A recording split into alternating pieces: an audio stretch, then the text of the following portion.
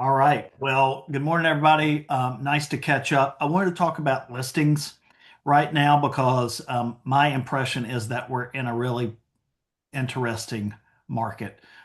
We've got folks with listings that are just kind of sitting, although I have gotten some showings lately, which is nice for a change. We also are seeing multiple offers.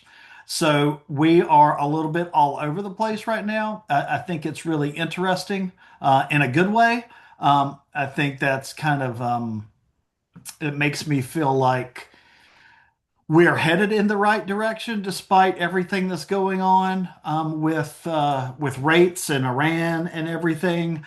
So anytime you see multiple offers to the degree that we've seen them in the last month, I mean that's kind of unprecedented for the last 2 years. Someone correct me if I'm wrong, but it's the first time I've seen this many in quite a while. So I'm very optimistic about that, and hopefully that's pointing in a good direction for everybody. Um, but that's not applying to everybody and not everyone's listing. So I wanted to talk about what you're doing for your listings that are sitting and kind of sharing a little bit more broadly for everybody else, some things that have been talked about in the group lately that maybe you haven't seen as tips and tools that you can use to hopefully get your stuff in front of other folks. But before I jump into that, anything anybody wants to share in particular? Because like how do you justify, yeah, you can tell your client that you've spent 1,500 bucks on marketing or whatever if you want to give them a specific amount. But no, multiples in the triangle are not just in the triangle. Honestly, I've seen them more at the coast lately, Christy, based on conversations, although it's catching up in the triangle, I think. But what are you doing other when if they ask, what are you doing other than saying, yeah, well, we spent a bunch on marketing and the signs in the yard. Now we're just waiting. So how do you have those conversations when that comes up? Feel free to jump in.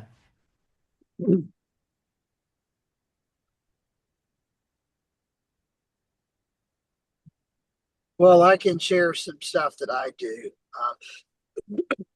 I think it's always helpful right out of the rip to set the proper expectations.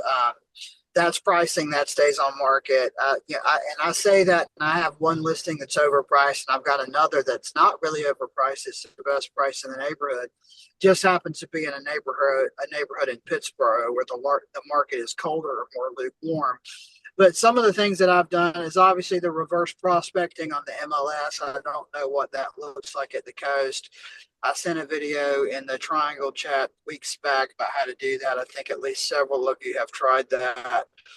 Um, Reverse prospect to make sure that any agent that has a search set up that fits the criteria for your listing, you put it immediately in front of them and don't count on them to just find it on their own. I'm also looking at agents that two or more deals in a particular HOA over the last 12 to 18 months. If I can find an agent in that particular listings neighborhood that seems to be like the go-to agent for that community, I'm reaching out to them personally to make sure they're aware of my listing as well. With respect to setting expectations, and I call all of my sellers on Monday and have a voice conversation with them. I think that's extremely important for them to know that you're still working, and it's not just like, hey, I'm waiting for your house to sell and then I'm going to collect my check. I disagree with that strongly for retention and repeat business. I'm calling them every Monday, and I'm giving them the stats from showing time about how many showings we've had, and I'm also pulling informations off the MLS from InfoSparks and from showing time showing data to say, hey, homes in this part of Wake County and at your price point, they're averaging 4 showings a month. We're at 6. So we're beating the activity. Usually the data on showings lags behind a month. So if we're in April, well, we just started April, so we're still using data, I believe, from February. But in that situation, hey, you know, the comps are averaging 4 showings a month, and we've had 6 showings. So we're getting more showings than most other properties are getting. AKA, I'm doing my part. I need you to do your part, and we need to consider dropping the price if that's necessary. That's not always the case, but keeping them informed with data. So they don't think that they should have a showing every 35 minutes, right? It's very important to present the data. And most people, if you've set the right expectations, are smart enough to realize, okay, we're moving in the right direction. It's just going to take a minute. That's good advice. Anybody else have anything to add? I'm going to go through the reverse prospecting tools while we're on the call for both MLSs, just in case you've never had a chance to look at that, so you can eyeball it.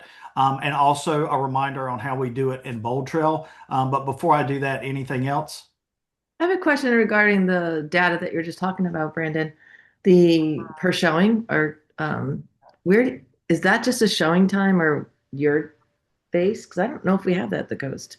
Doug, do we have that in JBOR I mean, or you RMLS? can see statistics for your listing. I'm not sure exactly how you see statistics for other listings in showing time, Brandon. How do you go about doing that? I don't have it. Can you pull up your screen for the MLS? I'm also driving, so I want to make sure I make it to my destination. But if you could pull up your screen, maybe I could direct you as to how to do it. I think it's on resource under the resources I know tab. how to do the reverse prospecting. I'm asking how you see the amount of showings for other properties in showing time. That's what I'm saying. I can try to walk you through. That's in MLS. Yes. Oh, okay. Hold on. I do have that. Give me a second. I'll bring it up. That's powerful data. Yeah, Share. There we go. All I right. like the tip on calling the agent that's selling a lot in the community. Um, good. I think it's one of the tabs. Again, I don't want to die here. Go under resources. Yep. What am I Okay. looking for? InfoSparks has good data in there, but I think what you're looking for is click on Fast Stats. That might Okay. be it. Okay. Now, click on Oh, wait. cool. Hold on a second. Go over to the side. Um, showing time, showings report. Click on that. Uh, click most recent. It's probably going to be February. Yep. Click on that. View the report. Okay. So go to scroll down to like Raleigh or just scroll down to the next town. It doesn't really matter. So I'm trying to be very careful here. Entire Dorify area for 470. Let's do 343 to 469.99. There were 9,962 showings in February. That showings were up 10.3% from the same month last year. Showings were up 5.2% from the prior month. Um, showings for the month of February were averaging 4.2 per showing listing at that price point, that criteria, down 7% from the past year, up 3.5% from January.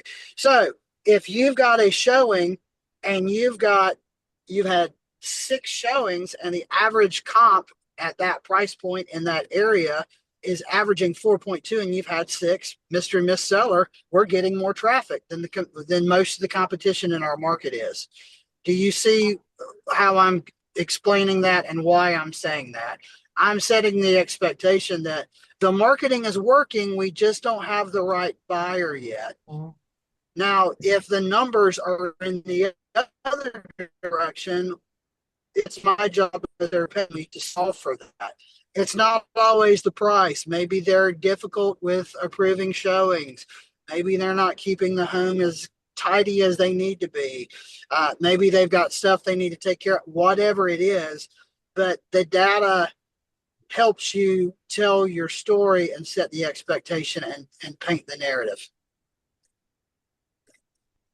And this is Dorify, so I wonder if we have it in what do we have? What do you call it? I Hive? have no idea if Hive has that. Yeah, This I is was just looking great, myself. Brandon. Probably. I'm Thank gonna Can you. you call guys Well, Heather. see does this? does does Hive use showing time? Some. Some. It's mixed between that, but here are statistics. So I would say get in here and play with this. Yeah. You see? But I really like that approach. I love that. That's good. And of course, if it supports what you're telling them, right? Yeah. Or if it looks the right way, it's all about how you position it, of course. All right, let's dive into the reverse prospecting a little bit. Brandon, thanks for sharing that. I think that's big. So, triangle folks, contacts, reverse prospecting, office listings. So, like for example, I can come in here to my listing that I currently have in Wendell. Click on it. That shows you. But if you highlight it and then hit launch report,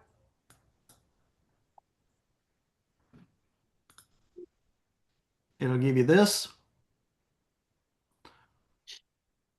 And then this shows all the agents that has a prospect who has a potential match for your listing that matches, like I said, a potential search that they have set up for their Okay, client. wait a minute. So you go to, I can just do my listings. I don't have office listings. So I highlight it and when I pull it up, it just brings up the quick view. You don't click on it. You highlight, you like tap on it so it selects it, and then you click on run report. Yep. Thank you. Yep. And then you get this page. And then you go up here to the top right hand corner. There's a little envelope. You click Yep. on it, and it'll just give you a blank email. Great. Thank you. So Well, you can yeah. pop in there, based on a search you have set up in your Dorify. My listing may be a good fit for your client XYZ. And then I would link the property, the MLS link in here. Say, hey, if you have any questions, let me know. Hey, my preferred lender is offering 2.5 or up to $2,500 in closing costs. My seller is flexible on the time frame. It's vacant. Anything that's good that you can put in there, whatever, please contact me. If you have questions, it'll send to everybody. Just Okay, let don't me put ask the you a commission question. in there. Don't put the commission in there. You can't do that part. Definitely don't put the commission in there. So this is for who are these people that we're emailing? They are agents that have searches set up in MLS for clients that Yeah. more or less match your property. Okay. All right. All right. Triangle people, any questions about that? So this is the reason why we should set up searches in MLS and not just in Bold Trail. That was my question. Well, I mean, if you want people to be able to find and send you stuff, yeah. It doesn't have anything to do with your listing. You haven't anything set up though.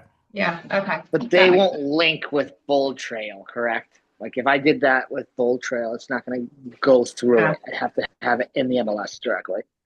Well, yeah.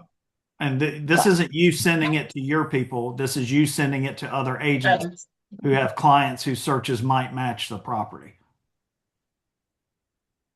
So if Bold Trail didn't even exist, this would still be a good tool to use. Gotcha.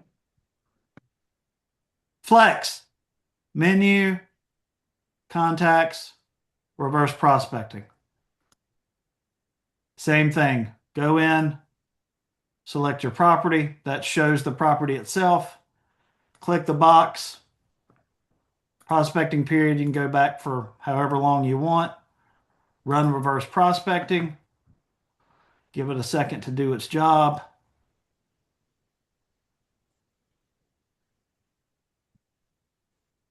Jeopardy music.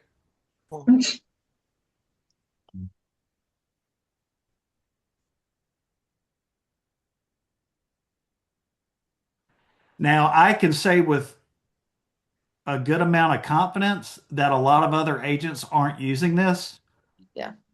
Um, but I also don't use MLS for searches unless it's a really weird search. So I've never gotten one of these notifications. But obviously, a lot of people are using it because look how many agents have a match. Because Doug, you have to actually put that contact in the MLS and check off reverse prospecting for them to show up on this list, correct? No, these are agents that have clients set up on a search through MLS Yes. that Yeah. match your That's what I'm listing saying. criteria. Yeah, that's what I'm saying. Like, in order for them to be added to be on this list, another agent would have Yes. had to add them Yes. as a contact in MLS Yes. and Yes. clicked on reverse prospecting. And to Doug's point, not a lot of them do. The other problem I have with it is I get them all the time, but they end up in my spam folder. So I don't even see them. And I'll be cleaning it out and like, oh, missed this one, missed that one. I don't know how you solve for that, but I would assume it comes from a similar at email address yeah. extension. So you just got to mark it as not spam. Yeah, I've done that, yes. But again, is it a futile effort in that is it getting to people? I don't know, but it takes like 5 seconds to do. So you just come up here and you click all of that. The good thing about Flex is it actually gives you something to start with, Yeah. and it puts the link in there, Yeah. and it puts your information in there. So, this is where I would go in and, you know, you know, seller is offering, paint, credit, 2K, preferred lender offering up to 2,500, So my blah, question blah, is, blah. is everyone putting their clients in both Bold Trail and the MLS? Because I'm only putting them in Bold Trail. Like, is that limiting me finding out about properties? Let me explain how I use it because I think this is helpful, and I think if you're not doing this, you're creating. Um, I think you've got a better chance of providing good value to your client if you do this for hot clients. Okay, you set up a search in Bold Trail where they're getting listings from the website. Okay. I would argue that if you're counting on your buyer finding the house, you're not providing the level of value that you should. If you're just waiting for them to get an email from whoever at the Oceanaire Realty, hey, can you show me 123 Main Street? This hit my email. You're not providing a lot of value. Also, people are busy. They're not seeing every email. I delete stuff all the time without opening it. For your hot buyers that are ready to go in one house like tonight by dinner time, set up a very specific criteria for their search in the MLS that goes directly to your email. If you want it to go to them, great. But again, I don't believe in inundating people with email. I set up a very specific search for my hot buyers. If something hits that criteria, it goes to my inbox. I check the email. If I look it over and I don't think it closely enough aligns with what they're looking for, I don't ever send it to them. But if it looks like this is what they've been looking for, especially if I've been in 3 or 4 homes and I know what they're looking for, I set the expectation at a showing or a buyer consult. Hey, I've got your search set up. I'm setting up a more specific one that comes to me. If I text you a link, take the time to look at it because I think it's worth your time to at least look at the photos and read the description. I have sold a bunch of homes that I have found that came to me, they never saw it. And I said, hey, this looks like what you're looking for. This looks like something we should probably go see. It's a great way to provide value and show that you're not just letting your systems do that, right?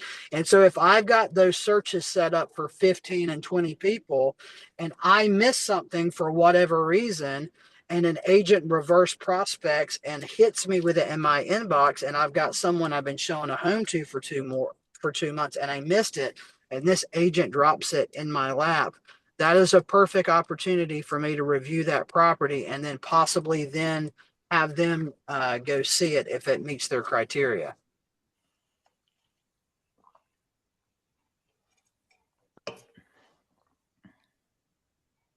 Yeah, hopefully, if you've got a hot lead, you're doing that. I mean, we've been talking about that since the beginning of time. It's important that you do that. If you want to set up a redundant search in MLS so you can have the opportunity to do this, yes. Josh, to your point, we're talking about being a listing agent from this perspective. That's why we're going through this exercise to get your listing in front of other people and to let your seller clients know that you're reaching out proactively to buyer agents based on their searches they have set up. But yeah, if you want other people to be able to do it to you through MLS, then yeah, you got to add your contact in there. You got to set it up. Um, Hopefully that makes sense to everybody. This is a really easy way to make sure you get your listings in front of people. I would 100% advise you to do this every time you add a listing to MLS to let people know about it. What I I'll think I'll it's add this. What Brandon's doing, like, Brandon, you had shared that with me when we were away, and I started doing it, and what a game changer! Like I was waking up every morning, jumping on MLS, running my hot sheet, and going. I had 4 hot buyers, and I'm trying to think of each one of their needs and picking out houses one by one, and it was like an hour every morning, and now it's all automated. My hot buyers are in there. MLS is sending me them, and I'm just quickly sending it off to them saying, hey, take a look at this one. um, Not only did it free up my time, it makes me look more valuable to them.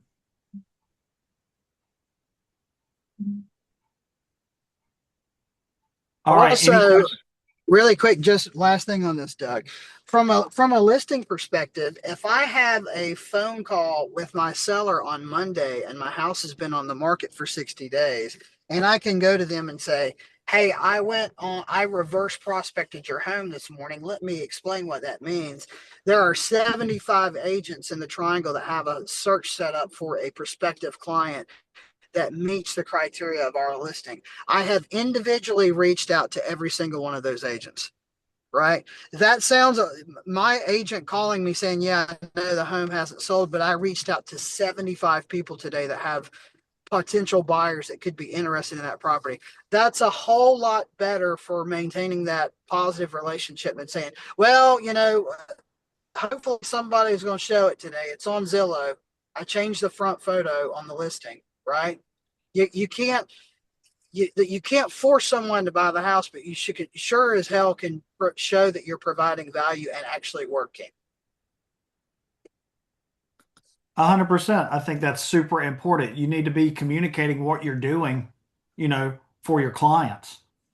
Hey, I'm not just sitting here waiting. I'm being proactive. Here's another example. Hopefully, you all can see. I'll share this too. Hey, look, we've been on market for 25 days. We've had over almost 2,300 views.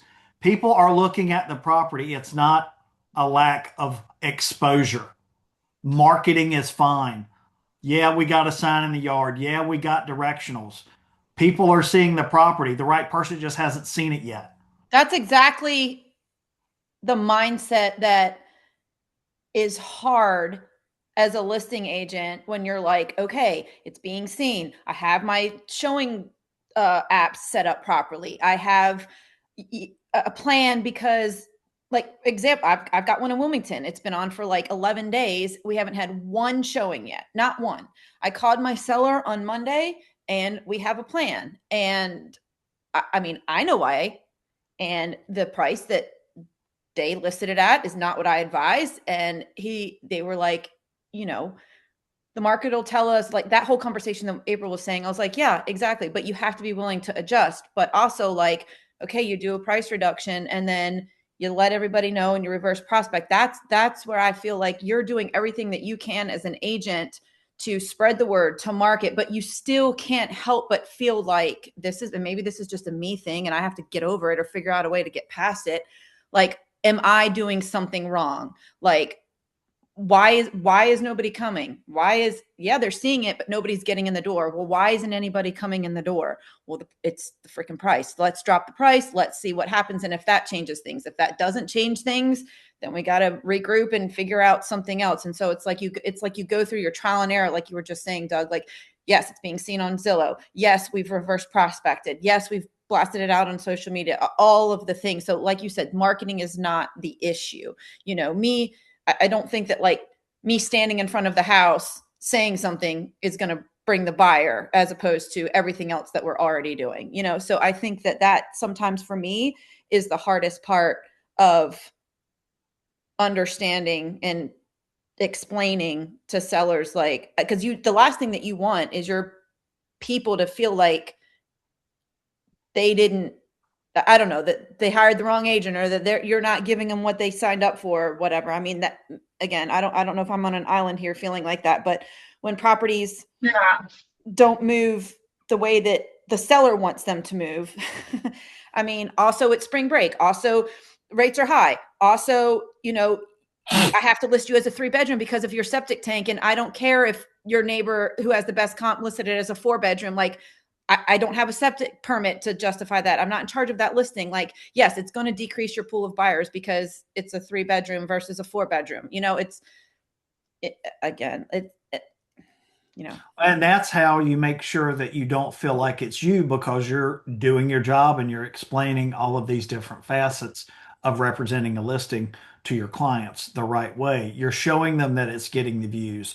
You're showing them that you're doing the marketing. You're showing them that you're being proactive and reaching out to buyer agents who have potential matches. You're not just, you didn't have the pictures done. You didn't just put the sign in the yard and you said, hey, we're waiting. You're talking to them on a regular basis to let them did. know. You're Yeah. sharing the feedback as soon as it comes in. You're following up with the agents that showed it when they don't submit feedback, Yeah. until they respond. You have to proactively tell your folks, this morning I had a showing yesterday. My client reached out.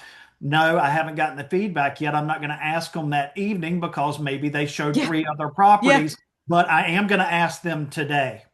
And I got feedback this morning before I had to ask. So Yeah. that's a good thing. So, but you have to communicate that, Yes. especially if you've got 4 different active listings. Well, you got to communicate it 4 times. That's called earning your paycheck. Yeah. You got to get up there and do it. You can't just Yeah. wait for stuff to happen to you, but you're Yeah. doing it. Just continue to do it.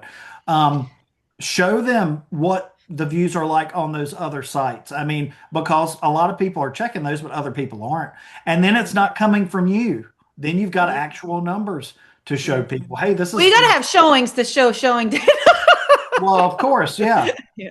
But I I think, mean, I if think, somebody gets frustrated because they haven't had showings, well, I will say that it's getting plenty of eyeballs, just no one Yes. has decided to look at it yet. So, based My on what home we talked about, inspector even lives on that street and reached out to me and was like, "Oh my God, you have a listing on my street." I was like, "Yeah." So it's definitely out there, you yeah. know? Doug may agree or disagree, or many of you may agree or disagree, but the longer I'm in the business doing listings, the more I swear that you got to have the stones to have the difficult conversation and set the Yes. expectation on the front end. Okay. Yep. If you are taking a listing and you are not comfortable with the price that you're listing at, that is not on the client. That is on you.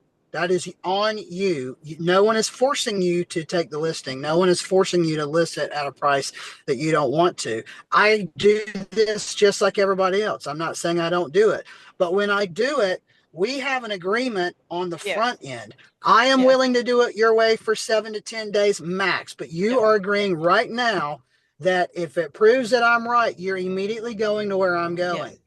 I'm Yes. telling you I right had now, I that don't think conversation this at the works. list appointment.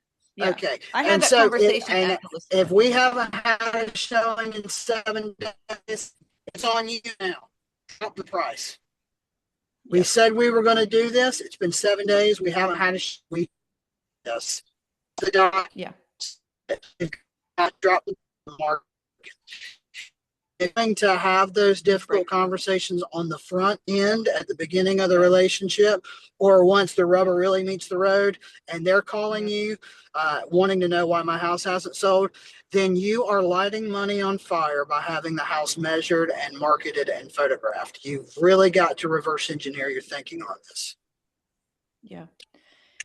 No, I think that's good. I mean, having that conversation at the list appointment when, I said to him, I was like, okay, I hear you.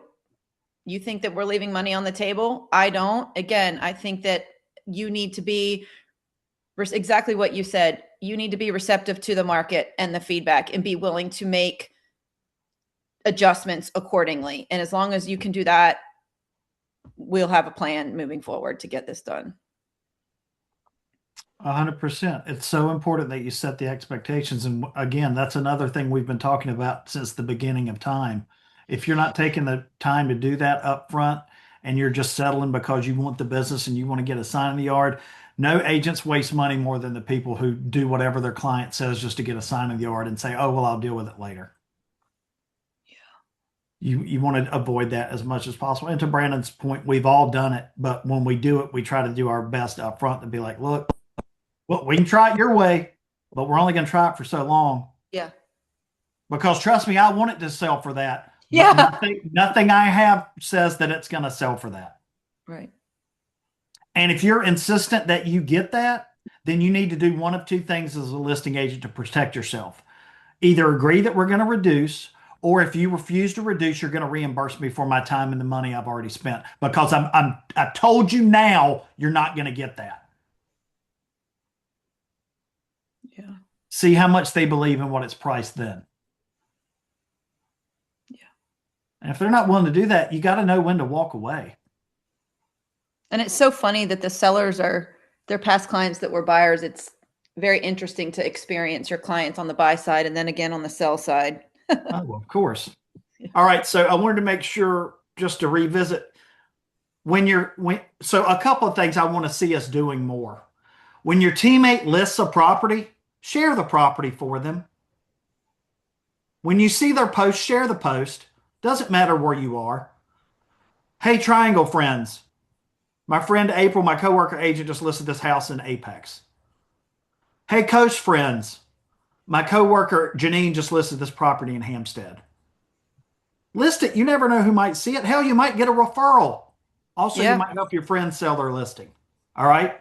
I want to see the team sharing each other's stuff a lot more. Christy, 5 stars, gold stars for you. You do it all the time. I don't think anybody does it more than you. I don't even know if I do it as much as you do it, but I'd always try to. So do that, guys. It might help you. It will definitely help your teammate. Also, reverse prospect. So I Yeah. want you guys to all do a better job of letting the group know when you've got a listing go active. And when people do that in the group, folks, pay attention to the group. All right. It's part of your job to know what your teammates are doing and share the property and reverse prospect it. See if you've got any prospects with a search set up. You might have a slam dunk sale. Why wouldn't you do that? Also, you know who you're going to work with. It's going to be a good agent, not some asshole that doesn't know their head from a hole in the ground. Right? Go Yeah. in here, go to listings, go to company listings, pick one, and then see what you can come up with. You can go to, let's see where it is. Email.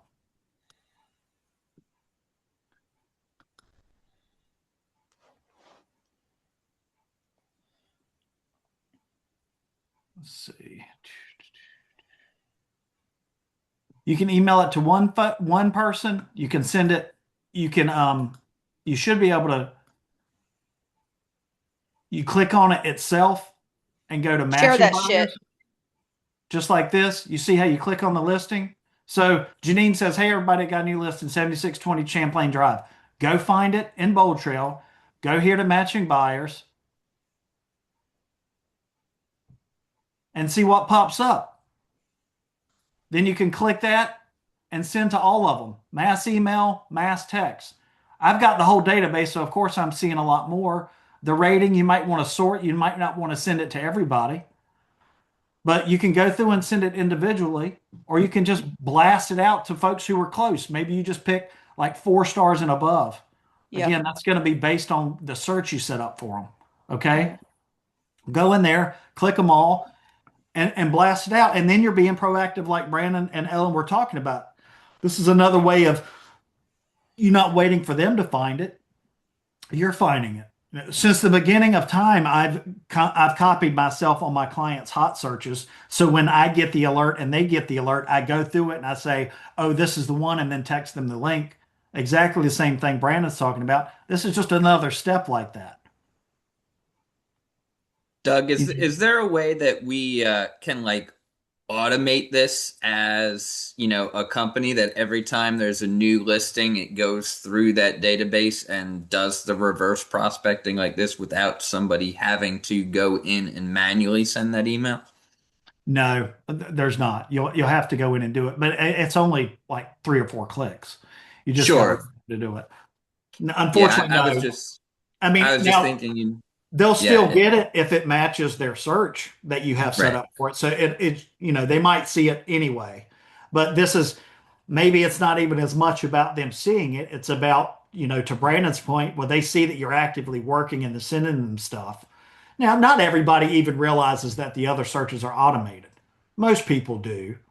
And I don't think there's anything wrong with them knowing that they're automated. Yeah. Yeah.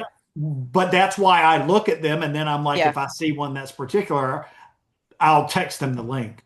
Yeah. Hey, you probably saw this already, or maybe you didn't, but I thought this one has really been what we were looking for. You want to go take a look? Yeah. Hey, Yeah. Brandon, question for you. Do you turn off your BT when you have that hot buyer? When I mean turn off, do you turn off the property search so they're not sending them things that aren't quite right? Um, I I don't want to answer this question because Okay. I don't want anyone doing it the way that I do it, because the way that I do it works for me, being in the business for a long time now, and I Yeah. don't want someone It's new okay. doing it the way that I do it, because it will create an unhealthy habit for them. Yeah. The only reason why I ask is I have a particular customer who's higher end, and BT just keeps on sending them stuff contradicting what I'm sending them, or Yeah. sending them notes, and I've taken them off. I don't know why they keep on getting emails from me. It's probably user error. I'm probably doing something wrong, but I really need to. I'm A feeling lot like I of have to protect those agents, a relationships. lot of agents are extremely territorial. They only want their clients to look at homes on their particular website. They're fearful of them clicking on Zillow. That doesn't bother me. Zillow Mhm. isn't going away. I don't care where my people see the house. I think the most Yeah. important thing is that I am aggressive and I am sending them homes personally Right. over text message. I saw Yeah. this. This looks like something that we saw previously that you decided not to write on, and then it disappeared and someone else got it. We should go check this out. And I have gotten more business from being aggressive and personally selecting and sending people properties than anything else on the buyer side that I've ever gotten from a website. I can say with pretty high certainty that I never turn off a search. Never, because people change their minds all the time. Now, if you've got, a high dollar client with a very specific set of criteria, then yeah, but I mean, it Yeah. really comes down to how you built the search, not what the search results are. And you've got the occasional time where, okay, so the listing agent checked a different box, so they get something that's not within the criteria. Well, people, you just got to understand that's technology. Okay. And if it is going to be an issue, then yeah, turn off the search, have everything come to you, and then you can personally hand select them. But if you're going to do that, you better make sure you're staying on top of it and you're sending them things on the regular, or they're going to be like, why haven't you sent me anything? Hmm. Right. So, you're kind of damned if you do, damned if you don't. So be careful. Me personally, no, because I will always tell people, unless the search result has like 70 or 50 plus, I want you to make the decision. I don't want to make the decision for you. I don't want to take away an opportunity for you to review something that might actually work for you.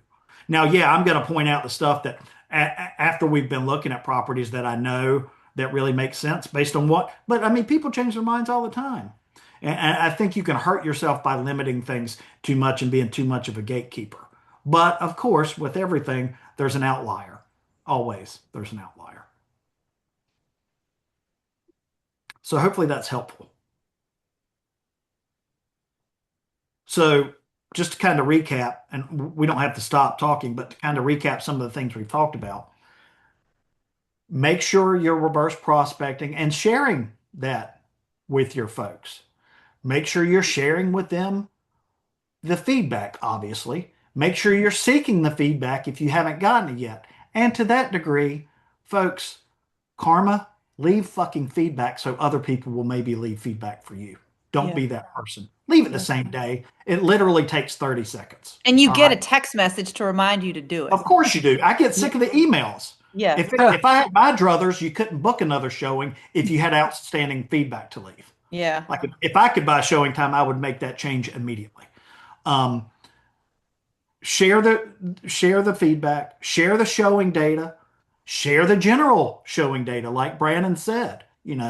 especially if it supports what you're doing. But if it doesn't, it could support something else you're saying. It's overpriced. Be honest with your feedback when you leave it. Don't just click the boxes and skip through things. Okay. Be honest with the feedback. Hey, comps I looked at said it's high. In my opinion, it's more in this range. Don't you want that feedback if you're a listing agent? So give it to people. If they push back, whatever. I was trying to do you a favor. It's overpriced. Good luck. Yeah. Um, show the other site data. Like I said, follow up with them, stay in touch with them, let them know. Some sellers are realistic, some sellers are not realistic. So important that you set those expectations, like we've talked about over and over, at the beginning of the relationship. If you're going to list a property for more than the comps say, address it up front and come up with a plan to adjust. You've got to do it. You got to do it. And if, like I said, if somebody won't agree with you, then in the best way possible, get them to agree to put their money where their mouth is. Yeah, I'll work with you. I'll list it for that. But can we both agree that the comps don't support that? Okay, so a month from now, I don't want you upset with me that it hasn't sold when I told you this, and then try to pull the listing after I've invested X amount. Hopefully you can understand that, right? So if you want to proceed, we can agree X, Y, Z. I would Now, encourage everyone to reverse engineer the way that they think about sellers. Sellers are not some magical better client than buyers, especially in the market that we're in right now. You would never agree to show a buyer properties $50,000 above their pre-approval. You would never say, I'm going to take 3 hours every Saturday for the next 6 weeks to get in the car and show you homes that you can't afford or write a bunch of lowball offers. We're doing the same thing when we let a seller walk all over us, and that is costing you substantially more, or the firm, which is worse, I would argue, more money.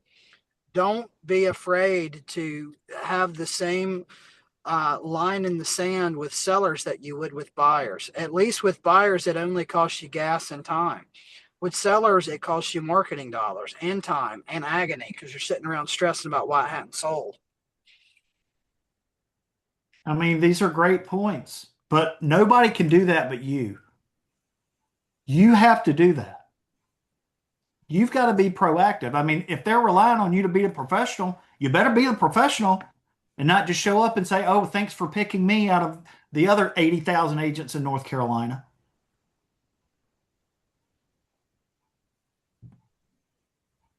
I don't know if this is what you consider tough love. That's not the way it's meant. It's just honest talk because I'm trying to protect you guys first and foremost. That's my job, is to look out for you guys and to give you, based on our collective experience, really good ways to approach things. Obviously, we're all out to do the best we can for our clients, but unless I'm working with a client, I consider you my clients. So I'm trying to be brutally honest with you because I'm trying to protect you. Hopefully that makes sense. That's why we're all here having this mastermind. What else? What have we missed?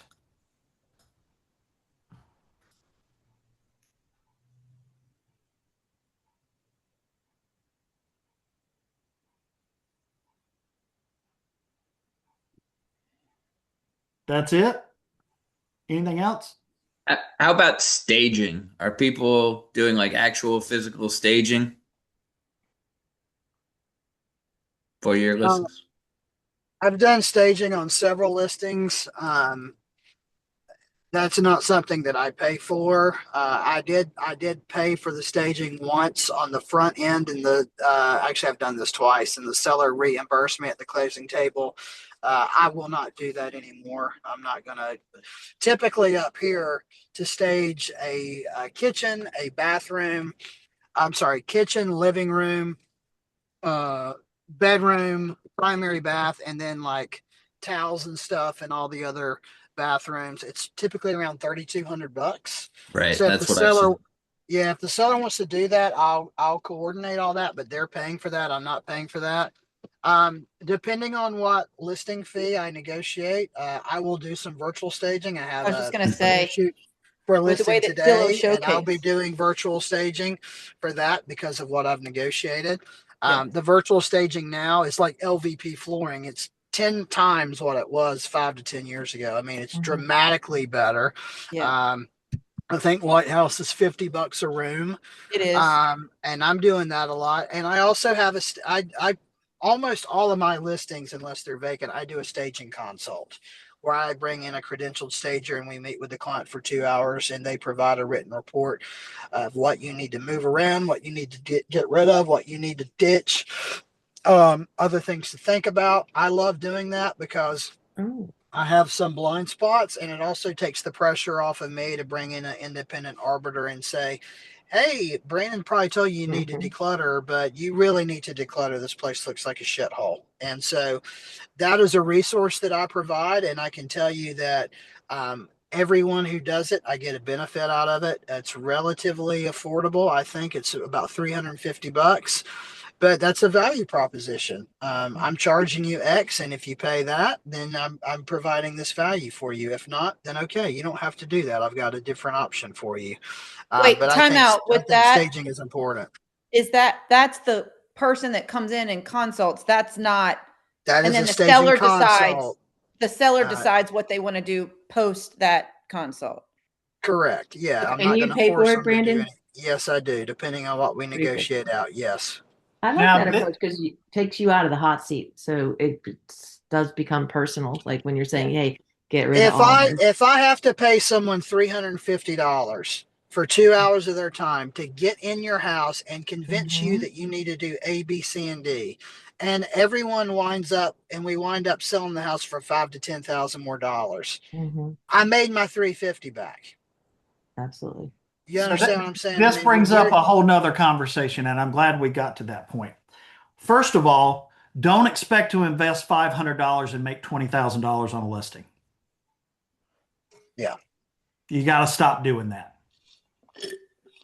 You got to spend money to make money. Okay. And if you think you're going to get away with listing a $700,000, $500,000, $300,000 house and walking away with $9,000 to $25,000, and you got to spend $500 for some pictures, you're going about things the wrong way. Second part is, why are you offering all this shit and only charging them 2%?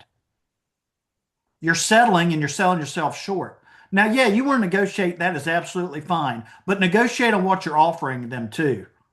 Why are you offering the 3.5% client the same thing you're offering the 2% client, or vice versa? Why aren't you going in with the menu, which is in our listing guide, if you pull it up that I put together for you, and saying, okay, if you want X, Y, and Z, it's this amount. But if you don't want to pay this much, well, this is what you get. There's also a middle option. Which one do you get? Are you taking the time to actually do a presentation? Are you going and you're letting them walk through the house and then you're letting them ask how much and then and then they say, "Oh, well, will you do two?" And you're like, "Oh, yes, please. How soon will you let me put my sign in your yard?"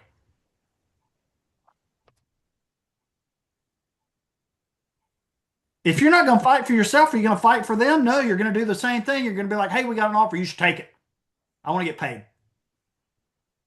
And you need to use that language with them at the listing console. Look, I offer an array of choices. I suggest this one because it's going to get you maximum exposure and make your house look the best. But if you're budget conscious and your margins are tight, we can do it for X. So you choose. But go in with a plan instead of being there to respond.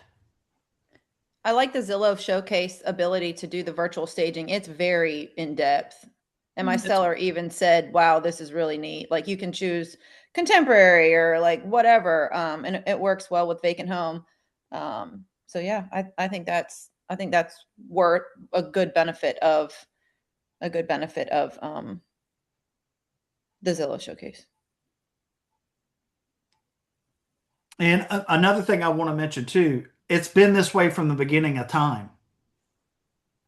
Agents that get a bigger split, well, they're like, well, sure, I'll do it for less because my split's 90-10. Brandon ain't doing a bunch of 2% listings. Why? Because he's prepared, because he goes in and he tells them what to do and he gives them the options. Okay, you pick. You got to do that. You got to do that. Um, and you need to be able to explain to somebody, hey, if I'm willing to settle for what I'm charging you, how well am I going to represent you? If I can't even represent myself, you got to have those conversations. And you can't just go in there and wing it. You got to practice. You got to be prepared. You got to think about it. Maybe make some notes, practice it in your head, role play with a teammate or, your dog or somebody, the mirror, whatever. Practice your poker face. Whoever speaks first loses. I don't know. How to win friends and influence people, whatever works, hypnotize them, you know, ply them. I'm just kidding. Just be prepared. Think about it. Have an approach. Don't just wing it. You can't just be glad, oh, I finally got somebody. It's just the same flip of the coin as, oh, well, I'll just have you sign this showing agreement. I don't want to ruffle your feathers. Fuck that. Come on, stand up for yourself. Just my opinion. Dave, I was going to ask, are you doing, because you just had a place in Apex that went like in 15 minutes and had multiple offers. I think if my memory serves, that listing is vacant. What is your opinion on staging? You asked the question, but I'm interested in what you do because you know what you're doing. Yeah, so I it was kind of a pointed question in a way because my other listing, my townhome listing, isn't moving, and one of the only feedback we've really gotten that is at all helpful is I can't figure out what to do with these rooms. Yeah. But it's it's a lower price listing, and I talked about staging with the sellers, and they're like, no, we're not paying the few $1,000s to stage. And I'm like, well, we'll see what we could do. So on that townhome listing, I'm doing the showcase and the virtual staging and trying that way. On the Apex one, I had submitted for the showcase and was planning to do all that, but we didn't even get that back in time because of all the traffic we had. But Good that one problem had to have, right? yeah, exactly. Very good problem to have. But we did no staging at all for that one. Didn't even have any virtual staging. It just we priced it right and hit the timing right on it. It seemed, and all the pieces just kind of fell into place. I think you bring up a really interesting point that's good to discuss, and I would like your opinion on this because you're actively shopping one of these listings. I think a lot of times at the lower price listings, it's like, well, it's lower, and so it's more affordable, and so we don't need to do all the bells and whistles. I understand that, and I'm not saying that that's your approach. I want to be clear about that. But I've had this conversation with a couple sellers recently. I think right now it takes more than it ever has to move those lower price listings. And the reason that I say that is because especially average transaction price in Wake County is roughly 450. Okay. And so if you've got a listing that's 350 and below the average, typically those are not well-heeled, very qualified buyers. They're not putting a lot of money down, 3.5, 5% or whatever. There's a lot of listings that fit that criteria right now. They have more options than they've had in a long time at that price point. It's all they can do to qualify for the loan as it is because of the way finances and rates and the economy are. I think it has to stand out at that lower price point more than ever. There's not nearly as many investor buyers. We're completely oversaturated with rentals and Airbnb, short term, and things like that. So I think at the lower price point, we actually have to do more. I think a lot of times we take for granted how easily we can walk into a vacant property and say, oh, we do A, B, C, and D. When we're doing that every day, but the average buyer, especially those at the lower price point, are a first time buyer. They haven't been in that situation before and they don't have that experience. And so I think it's great that you're doing the virtual staging on that because I think it's really necessary for a property like that. Yeah, You I can would still agree. do, oh, Go sorry. ahead, I was Jenny. gonna say, you can still do virtual staging even if you opt out of Zillow Showcase. Before Sure. Zillow Yep. Showcase was a Yep. thing, you pay Lighthouse, I think it's $50 a room, like Yep. Brandon said. And I mean, I don't think you need to stage every room. I mean, I staged the living and kitchen open area and then the master, and it was amazing. Exactly. Yep. But just obviously make sure you put the empty room and the staged room in MLS Yeah, when you do it. definitely. Yeah. Little things like Yeah. that too. So, one thing that really pisses me off is when I look at listing photos and we go from the front door to the master bedroom to the kitchen to the backyard. Blow it. Take the time to go in and arrange your photos in Yeah. an order that feels Yeah. like you're walking through the house. It might take another 5 minutes. This is just another lazy ass thing that listing agents do. They feel like, oh, well, I got the listing. That's all I got to do. Do you No, guys put come your on. exterior like yard aerial drones at the end or in the I do. beginning? I do mine at the end. I do. Yeah. Okay. And also I put the picture of the floor plan in my listing as well because I want people to see the floor plan. I don't want them to have to ask their agent to get me the floor plan PDF from MLS Oh, Docs. I convert it to a JPEG and I put my last photos are always, they should always be the floor plan. Each floor, not the one. If it's two floors because it's too hard to see on your phone, it's like yeah. And I'll do each floor. So I would recommend doing that. But yeah, I always put my exterior backyard photos at the end, and any amenities in the neighborhood, I'll typically put those at the end as well. The videos, again, the video might not sell the house itself, but it might get you another listing because, again, it's showing you're going above and beyond. Would I do that for a 2% listing? No. Will I do it for, 3.5? Yeah, of course, because that's what you should be doing yeah. at that price point.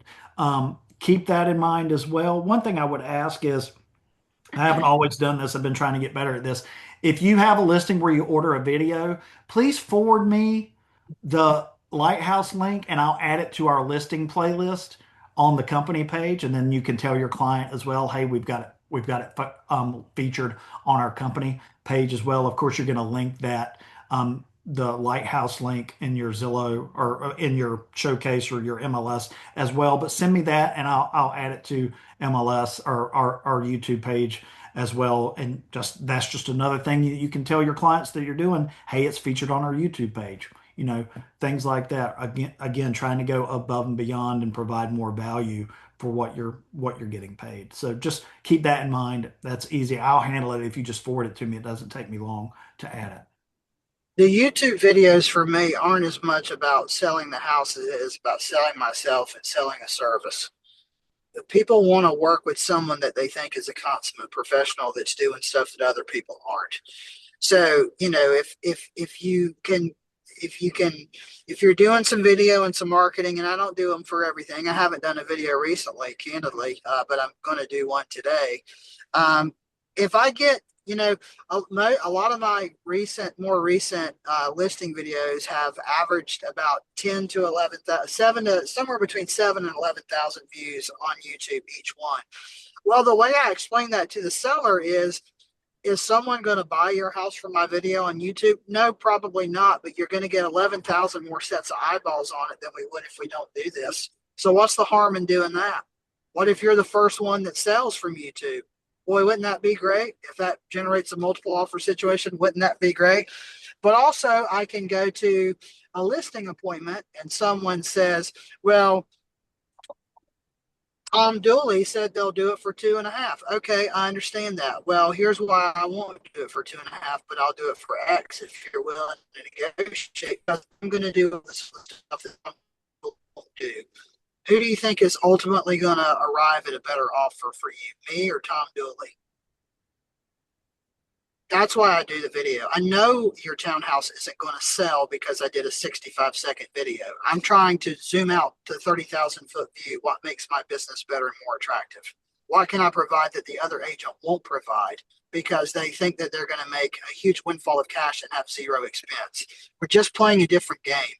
I would encourage you to think about the long term. Again, that doesn't mean you do a video for everything. I don't do videos for everything. I just said that. But think about some things that you can do strategically to set your business up to look better and be more sustainable for the long haul. And so you can ask for more money, so you can charge more and justify why you're doing that.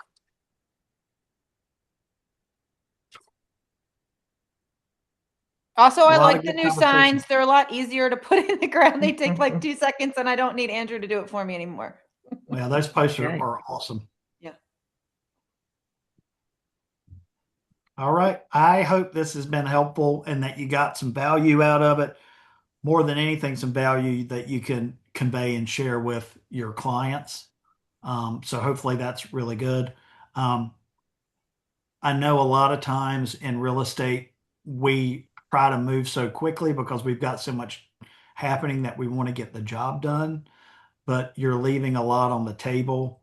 Um, Probably commission wise, but also expectation wise, and only leading to more headaches down the line if you don't pace yourself and really have a deep conversation, explain how things could play out, explain all the options and not just the options, but why and what you recommend. And then, of course, it's their decision, but at least what is our mission statement?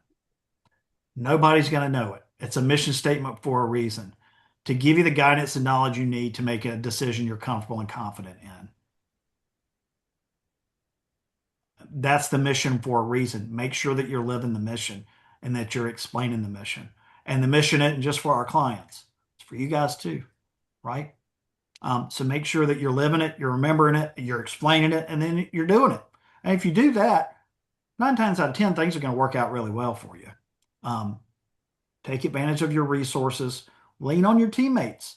I don't think there's a freaking listing or even offer that I make now that Brandon isn't looking at comps for me. I'm not telling you to send it to Brandon. He would kick my ass. You can send it to me. But, coast folks, have other coast folks look at it because you guys are better at comps down there than I am. Also, comps at the coast are an absolute shit show They're hard. 5 out of 10 times. They're hard. So lean on your team and be willing to help. That way, people are willing to help you when you ask for it. If you see somebody in the group ask, help them out. I'm going to try to as well, but it's also good to have more than one set of eyeballs. Somebody asks you to review their listing or remarks, do it. You can ask them when it's time to look at yours. I mean, that's the whole point of our setup, right? Is to help each Yeah. other. It doesn't Yeah. matter if you're on leads or not. That's the whole point of the team is to be there for each other. So lean into your team. That's why the team is set up this way to help make all of us, the cliche, a rising tide lifts all boats. Well, that's really the point of what we're here for. That's why we do the masterminds. Thanks for participating. I think we all get something out of it. One thing I'd like to do is we're not going to have a big super topic to talk about every Thursday. It's just redundant. I will try to do it as often as possible. But one thing I would like to do more is try to jump on Thursdays, if nothing else, just to review your active listings and let people know to give them a little bit of an insight. And what I can do, this is one thing we used to do every week at my Yeah. old firm, but this is when we were also meeting 5 days a week in person. I'm not asking anybody to do that. But what we can do is review our listings on a weekly basis, and I can pull them up. We can scroll through the pictures. You can take 5 minutes to explain what's going on with your new listing or your reduced listing if you guys want to do that. It'll be real helpful. If nothing else for you leads people, you're in a better position to answer that 800 that 1-800 phone call, the sign call, so you're prepared to know something about it. Oh, So you that's don't a have good to say, point. oh, I have no, what listing? Okay, hold on, I'm an idiot. So you're prepared to help clients if they call about that. Hey Doug, can I ask one more thing real quick and I'll let everybody go? For those of you that are actively listing properties right now, what kind of guarantees or promises are you making to your sellers with respect to open houses? I'm not looking for a specific answer. I'm genuinely curious what other I, people are promising. I I said, we can do this a lot. Quite honestly, I've had a lot of sellers say, no, we don't need to do that. I'm like, okay, around here, I think it's very hit or miss. I mean, there's so many times where you may not get one person to come through, but I mean, I always offer it if but sometimes sellers are like, no, I don't do that. So you have to respect that. Um, Do you, well, I'm curious when they say no, we don't need to do that. Are you giving any pushback at all? I'm not trying to catch you and I think you're wrong. I'm legitimately curious. No, I think that it really just depends on timing, what's going on, things like that. You know, if you do it on a Sunday during football season, what kind of traffic are you going to have? You know what I'm saying? So I tell them, I said, you know, I'm honest. You know, there's time. I'll say, you know, we may get nobody through here. We may get 15 people through here. It really just depends. But it's one more opportunity for um, my teammates to host open houses and draw business, as well as getting some more visibility. I mean, who knows? Even if it's a nosy neighbor, I still feel like it's worth it sometimes. I'll be honest with you, what I tell people. Open houses are for buyer agents to get clients. It is. Now, if you want to do one, we'll try and do one. But if somebody is interested in your house and actually looking to buy, then they have an agent. They've got a search set up. They're looking on Zillow themselves. Their agent is looking. If, you know, if it matches their criteria, they're going to see it. They don't need Yeah. an open house. Yeah. Kind of the same thing I told my client about directionals. Yeah, I'll put directionals out, but two things are going to happen. They're either going to get stolen, or the only people that are seeing it are the people who already live in the neighborhood. That's true. I mean, if your house matches what somebody's looking for, they're going to find it. It's 2026, for God's sake. Right. Well, as a still new agent, I want to do open houses. I had Of course. 9 people come through my carry listing. I'm going to do 2 this week, and I'm double booking. I want more clients. I'm doing them. Right, because it's for buyer agents. It's not Yeah. for Doug, I sellers. think it's a great opportunity, quite honestly, for newer agents to get experience. I think that's the I biggest sold benefit. a ton of properties from doing Yeah. open houses. I My sold first my year in next. real estate, I Yep. probably did an open house every weekend. Yep. To My next door the neighbor, when I sold their house, Stephanie hosted the open house and she got a great buyer. I don't know that that's the buyer that bought it, but I mean, that was when way back, you know, but I have I a think it's a great question. This opportunity. is not about open houses, but it is about YouTube. And then I got to pop off. Brandon, I'm on here looking at your site, and like I see that you must set this up when you do your listing photos and videos and what have you. Where are you posting this other than on YouTube? Are you putting it on your Facebook, your Insta, all of that? Like, because these, 10,000+ views, are they organic, or where are they getting this? Are they just typing in, the criteria of the house, or what? I'm putting it on social media. I'm doing a boost of them sometimes. Okay. To me, it's no different than marketing dollars anywhere else. But Okay. I am not paying money on a lead generation or a lead referral service. I'm not saying there's anything wrong with that. It's not for Yeah. me. I'm completely against it. I'd rather spend the money on marketing me. And so I would much rather spend money on boosting a YouTube listing video by $100 than doing Google AdWorks. I just, the house is going to sell. I want to market me and the house, not just Google. So that's my strategy. Those are mostly organic. There is some small spend on some of those videos, not all of them, but that's what I'm doing. To go back to the open house really quick, because what I'm starting to do is we'll do open house. I'll give you a minimum of open houses over the first 2 weeks, but after the first 2 weeks, if it's still on market, the open house is no longer attractive. Yeah. Yeah. Agree.